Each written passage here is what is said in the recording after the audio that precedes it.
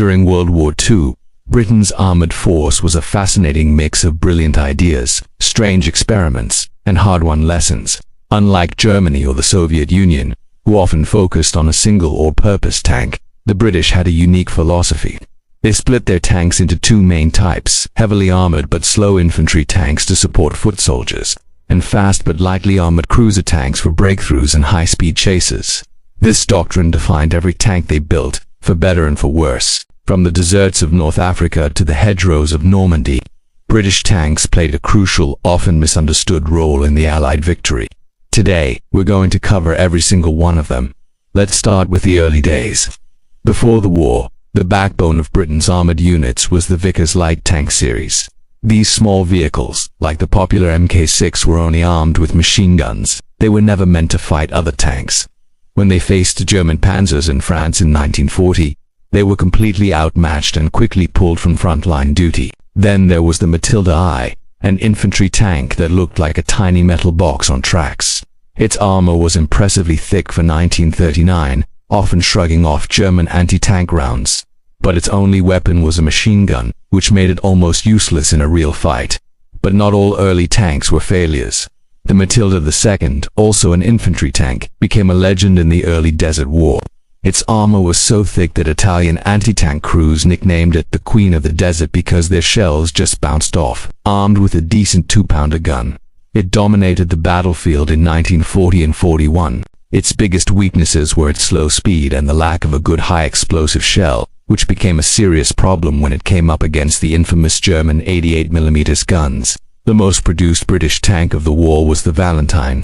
It was reliable, well-armored, and saw action everywhere from North Africa and Italy to the Eastern Front, where thousands were sent to the Soviet Union through Lend-Lease. The Soviets actually liked it for its reliability, though early versions had a cramped 2-man turret, which limited its combat effectiveness. Still, the Valentine was a dependable workhorse that served throughout the entire war. Now, let us talk about a tank that started as a disaster but became a hero. The Churchill rushed into production. The first models were plagued with mechanical problems, but the design had potential. With incredibly thick frontal armor and an uncanny ability to climb steep slopes that other tanks could unmanage, the Churchill was a true infantry support weapon. It wasn't fast, but it could go anywhere and take a beating. It was so adaptable that it became the basis for some of the most important specialized vehicles of the war, including the terrifying Churchill Crocodile flamethrower and the AVRE, an engineering vehicle that could demolish fortifications.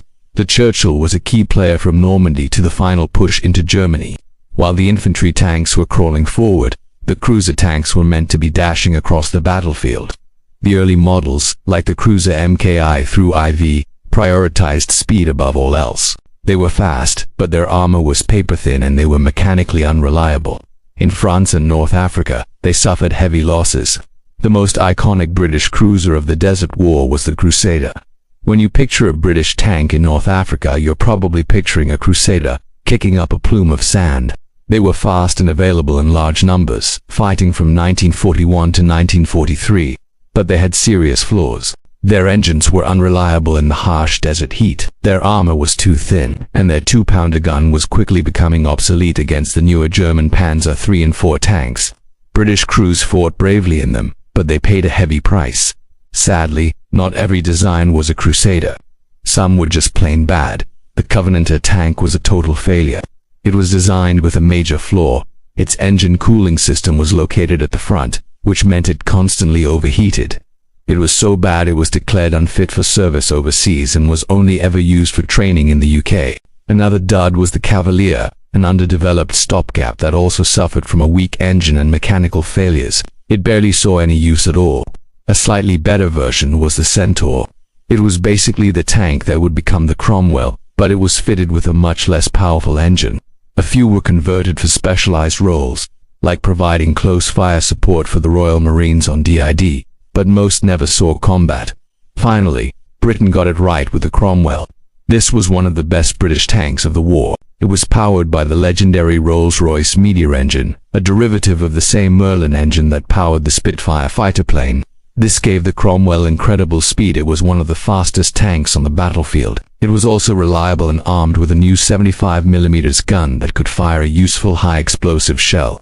The Cromwell served with distinction in the fast-moving battles across France and Germany after D-Day. Its only real weakness was that its guns still struggled to penetrate the frontal armor of heavy German tanks like the Tiger and Panther. To solve that problem, the British created the Challenger.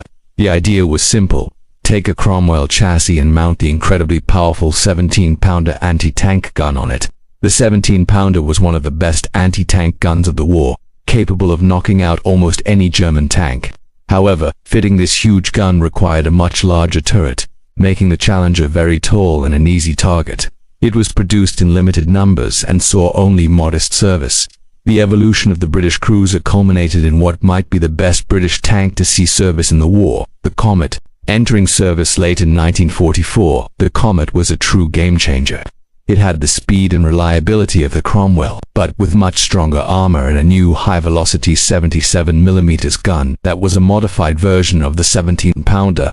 The Comet was a perfectly balanced design, a true universal tank that could take on German Panthers and win. It performed superbly during the final battles in Germany and pointed the way toward future tank design.